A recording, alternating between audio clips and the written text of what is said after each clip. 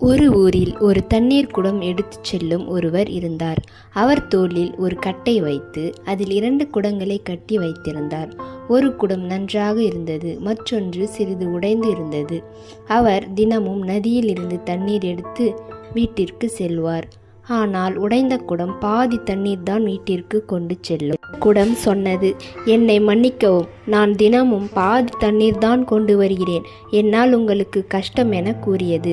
அதற்கு அவர் சொன்னார், நீ பாதையில் ஒரு பக்கம் பூக்கள் இருக்கிறதை கவனித்தாயா? அது உன்னால் தான். அழகாக பூக்கள் பூத்துள்ளது.